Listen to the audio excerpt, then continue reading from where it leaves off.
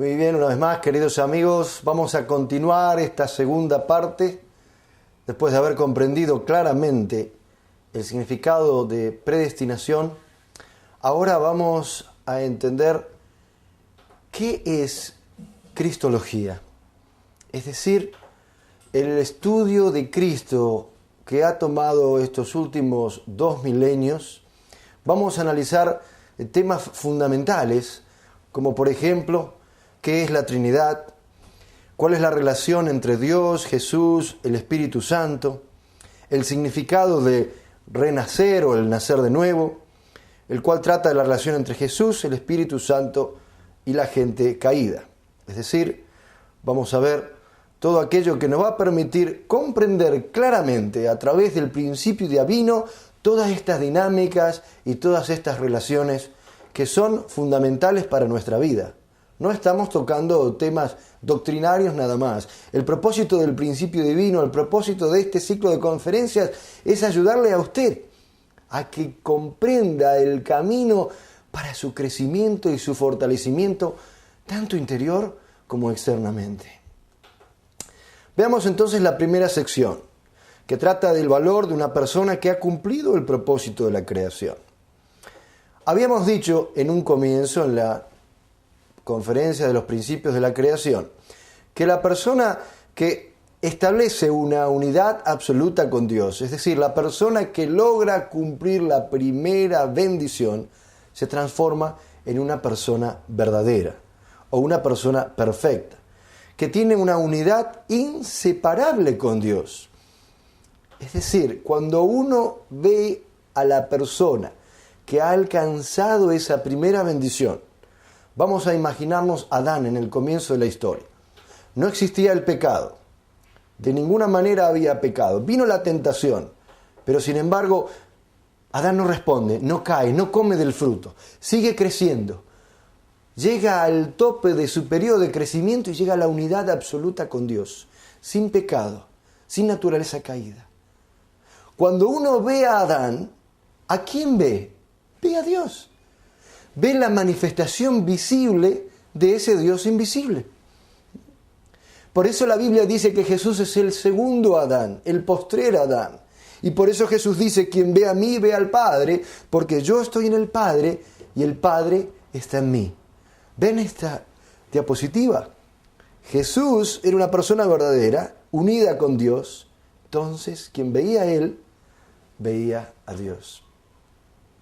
Por eso, de la misma que tenemos la relación entre el yo espiritual y el yo físico, esa unidad entre mente y cuerpo, una persona verdadera tendría una unidad absoluta con Dios. Sería como el cuerpo de Dios, que correspondería a la voluntad de esa mente, que es Dios.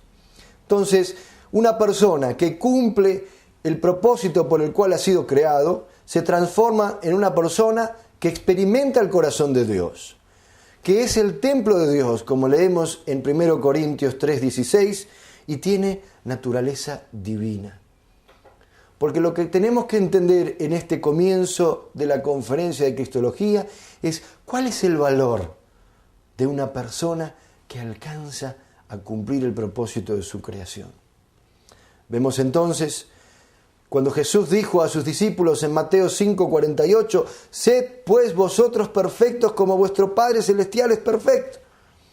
Jesús habló de esto, porque es la voluntad de Dios que alcancemos esa unidad absoluta. La persona entonces que logra esa unidad llega a la perfección. Es perfecto como el Padre Celestial es perfecto.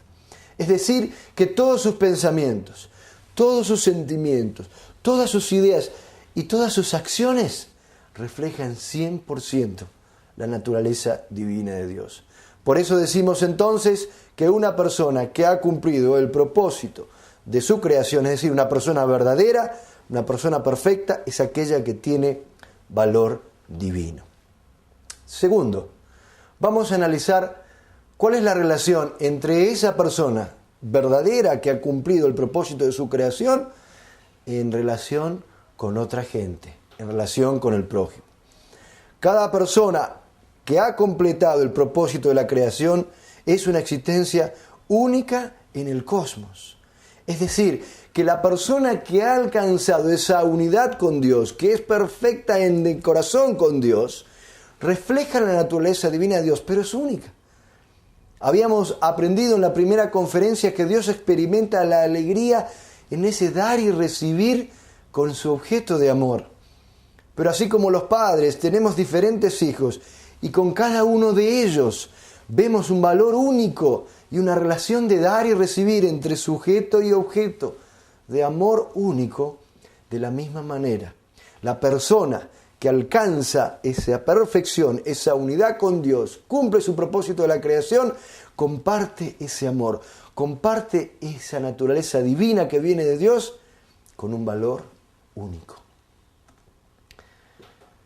Luego vamos a analizar el valor de esa persona verdadera en relación con el universo. Es decir, con Dios tiene valor divino. En relación al prójimo es valor único. Y en relación a la creación decimos que tiene valor cósmico. ¿Por qué? Porque una persona quien ha cumplido el propósito de la creación puede gobernar el universo entero. Por eso decimos que tiene el valor del cosmos entero. A través del yo físico, uno tiene la capacidad de dominar a la creación natural. Dominar los minerales, dominar las plantas, dominar los animales, los tres reinos. El hombre ha sido creado como hijo de Dios para heredar la posición de dueño del universo. El mundo material dominado a través de nuestro yo físico. Por el otro lado tenemos un yo espiritual, el cual se relaciona con el mundo espiritual. Y cuando combinamos el mundo físico con el mundo espiritual, abrazamos el cosmos. El hombre es el único que tiene esa capacidad de ser el centro de armonía, la capacidad de ser el gobernante de ambos mundos. Los ángeles moran solamente en la dimensión espiritual. Los animales, las plantas y los minerales solo en la dimensión física. Dios ha creado al ser humano entonces que ha cumplido ese propósito de la creación con un valor cósmico. Entonces, entendiendo esto claramente, vamos a la segunda parte y es analizar Jesús. Porque nosotros entendemos claramente, de acuerdo a lo que nos ha explicado el principio divino, que Jesús ha sido un hombre perfecto, un hombre verdadero. ¿Por qué? Porque Él ha cumplido el propósito de la creación.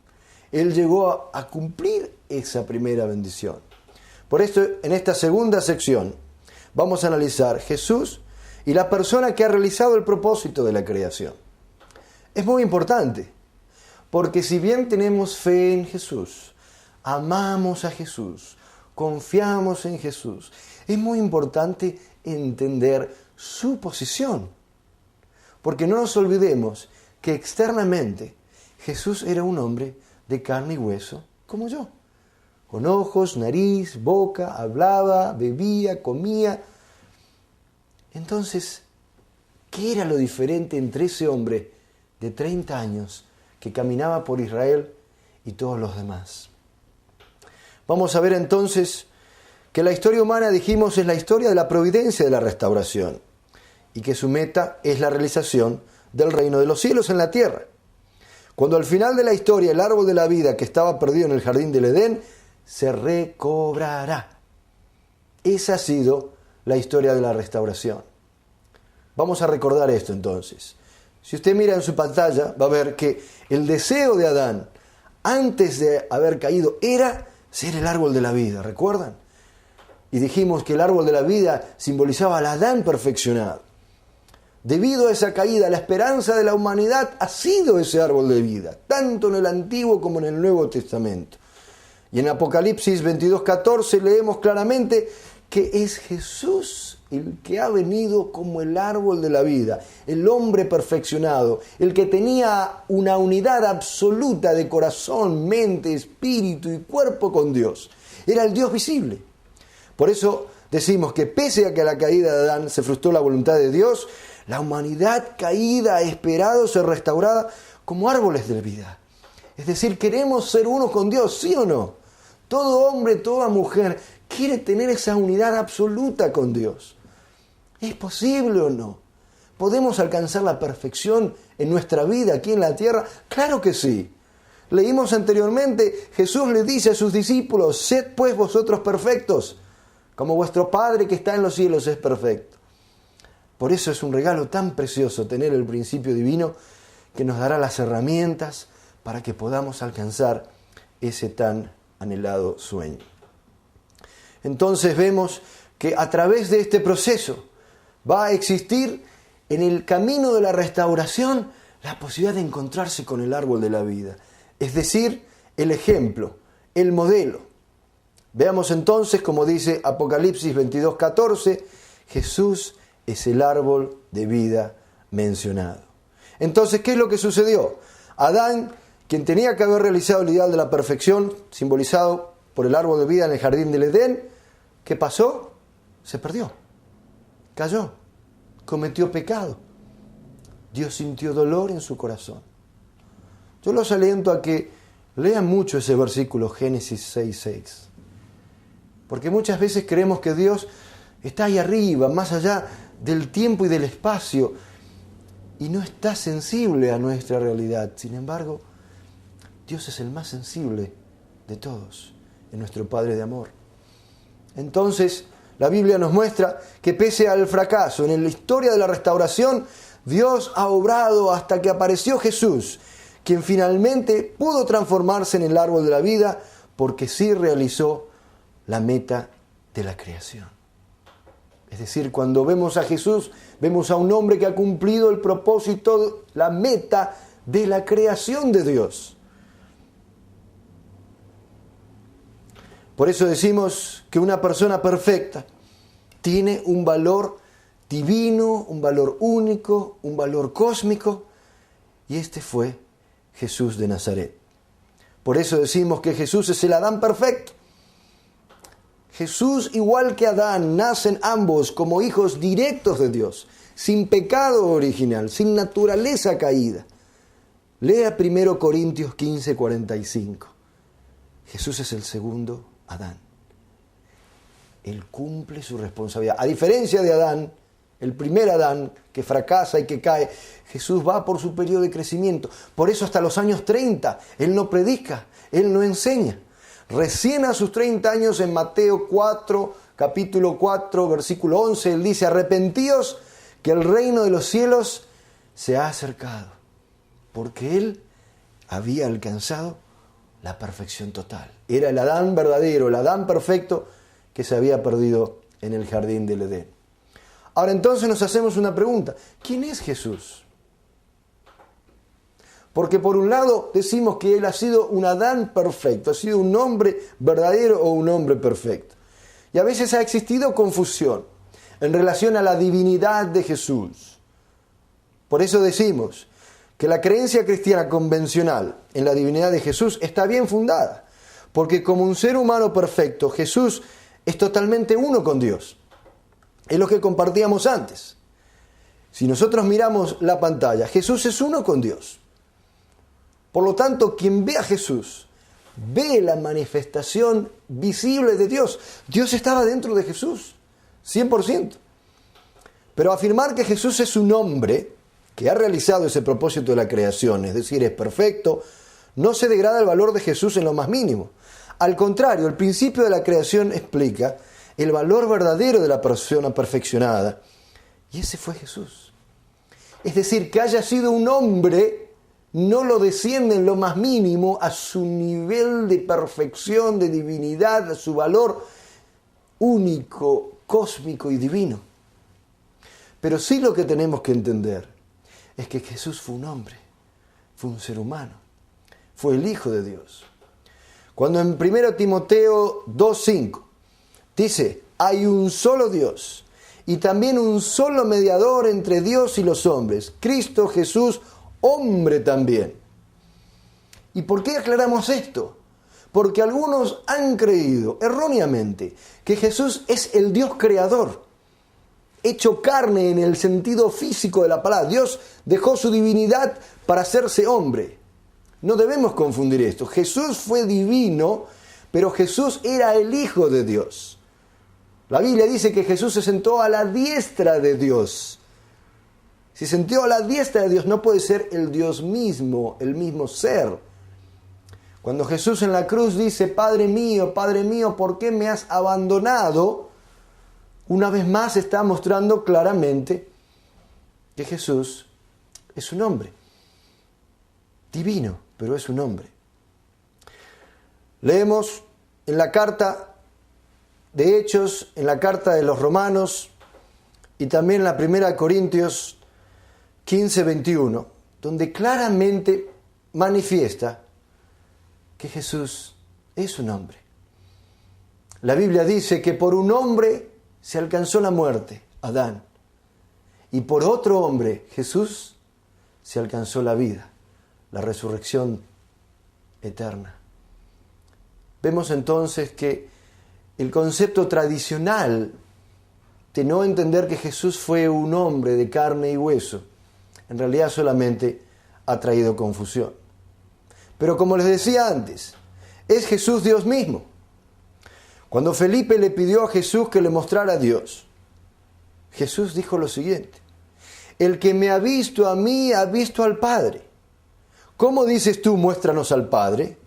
¿No crees que yo estoy en el Padre y el Padre en mí? ¿Y cuál es el problema de esto? Es que, basado en este versículo bíblico, muchos han creído que Jesús en realidad era Dios mismo.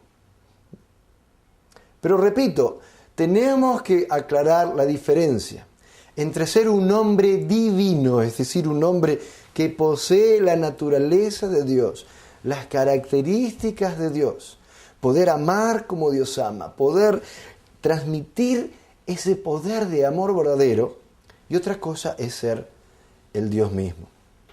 Por eso decimos que ya que Jesús es uno con Dios, Él puede considerarse un segundo Dios, pero no el Dios creador. Por eso tenemos que entender claramente, al ser uno con Dios, sí, es la manifestación visible. Por eso si alguien preguntaba, ¿dónde podemos encontrar a Dios? ¿Y dónde está Dios? Sí, alguien puede decir, bueno, mira, ahí tú puedes ver a su Hijo, que es uno con Dios, es uno con su Padre. Por lo tanto, si quieres ver cómo es Dios, mira a ese hombre verdadero, a ese hombre perfecto. Pero no el creador del cielo y de la tierra. Entonces, en relación Jesús y la gente caída, Jesús y cada uno de nosotros, vamos a analizar esto. ¿Qué significa para nuestra vida diaria?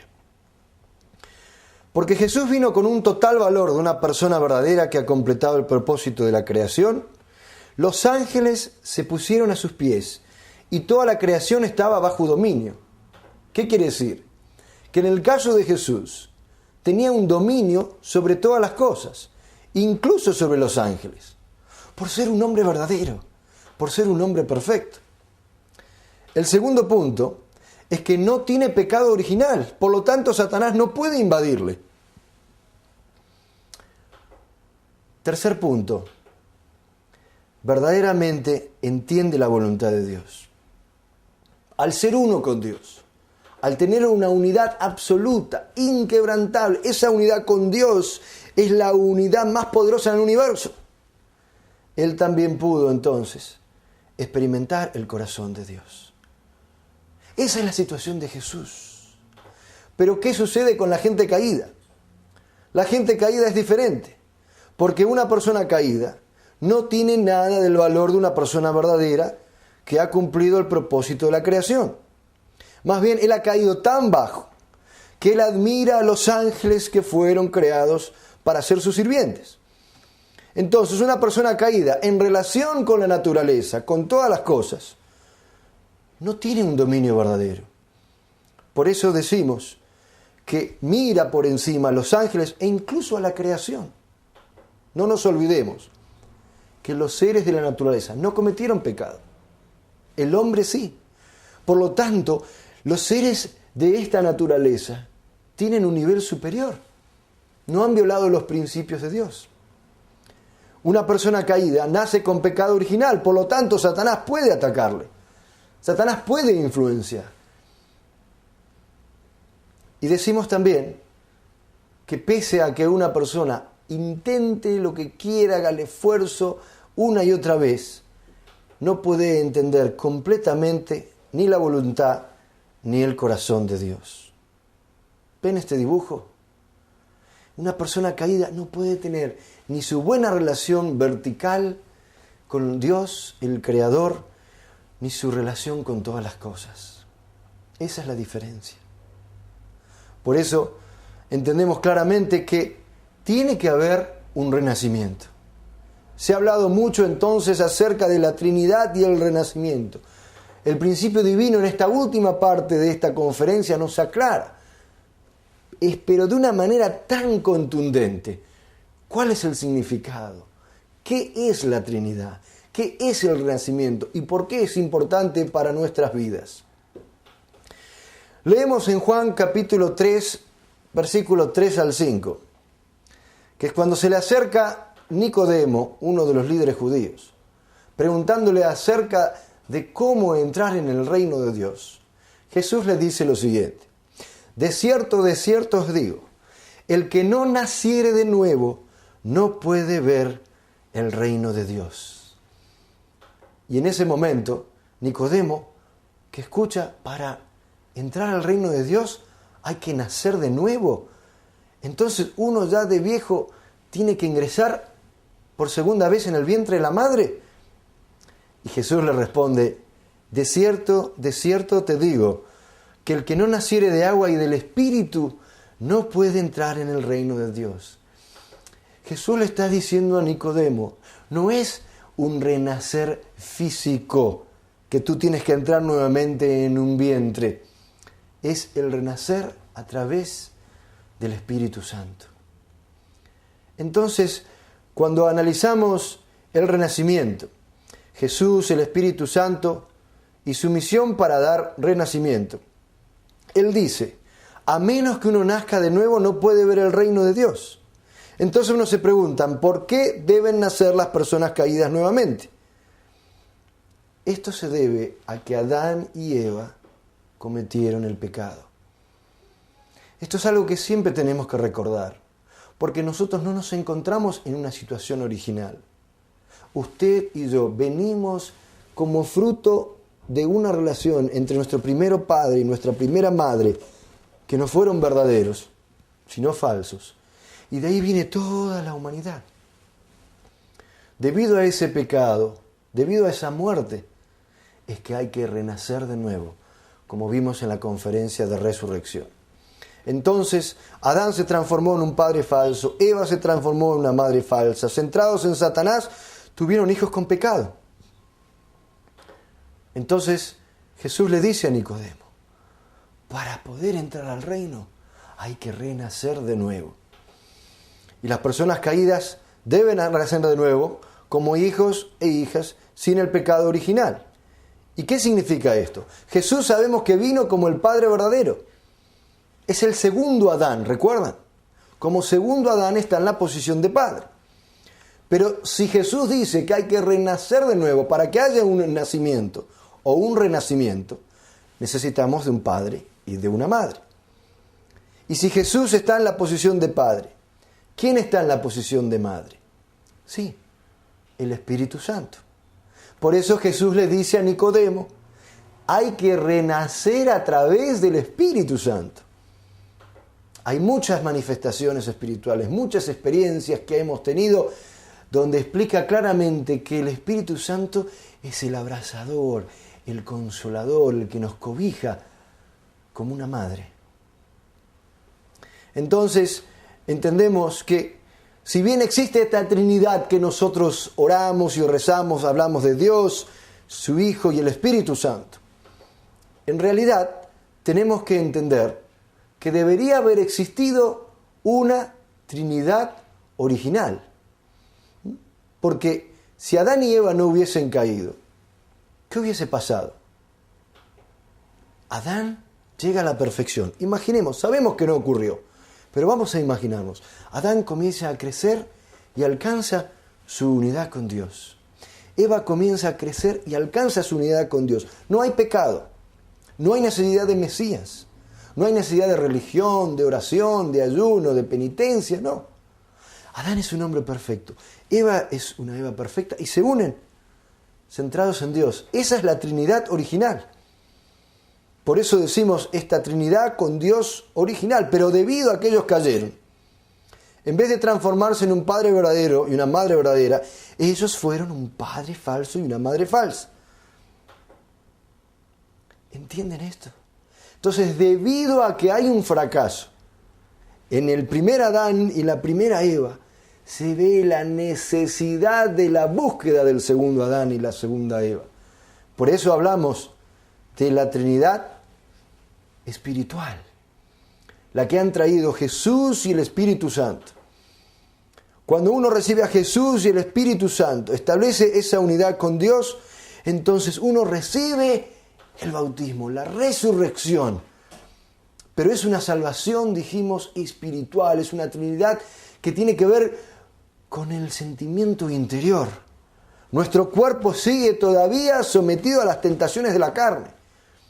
Como leímos en la carta de los Romanos, capítulo 7, versículos 19 al 25 del apóstol Pablo. Recuerda cuando él decía, yo me deleito en la de Dios, sí, recibí a Jesús y el Espíritu Santo, he renacido, me regocijo, estoy re feliz internamente, pero veo una ley en mis miembros que me lleva cautivo al pecado, que no quiero cometer. Por eso Jesús habló de la segunda venida.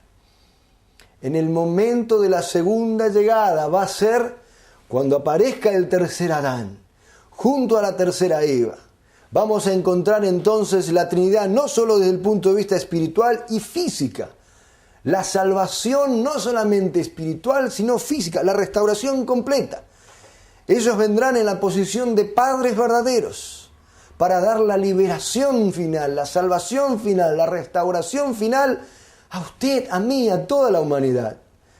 Por eso nosotros entendemos que a través de estas explicaciones, a través de estas conferencias del principio divino, podemos salir de tantos años de ignorancia, de tantos años de duda, de tantos años de confusión que nos ha llevado a sentirnos mal. Cuando uno es ignorante, cuando uno no conoce, cuando uno tiene dudas, se siente muy incómodo. Gracias al principio divino, entonces, podemos recibir ese mapa que nos va a llevar al destino que todos estamos buscando. Poder comprender entonces, como decía la profecía en el Apocalipsis 19:7, regocémonos, alegrémonos, porque han llegado las bodas del Cordero y su esposa se ha preparado, se ha vestido de blanco, lino fino. Estamos viviendo en ese tiempo en la historia. Y más adelante, a medida que vayamos viendo las conferencias del principio divino, podremos entender que en los últimos días el Señor aparecerá en la tierra. Y yo le prometo que le voy a decir exactamente cuándo se va a producir esa segunda venida de Cristo. Sí, usted puede que se sorprenda, pero yo le prometo hoy, y lo va a corroborar más adelante, yo le voy a explicar cómo se va a producir la segunda venida, cuándo se va a producir la segunda venida y dónde se va a producir la segunda venida. Una vez más, le agradezco muchísimo por su amable atención y en nombre de todos los que trabajamos aquí en Telepaz, le deseamos que Dios le bendiga. Muchísimas gracias.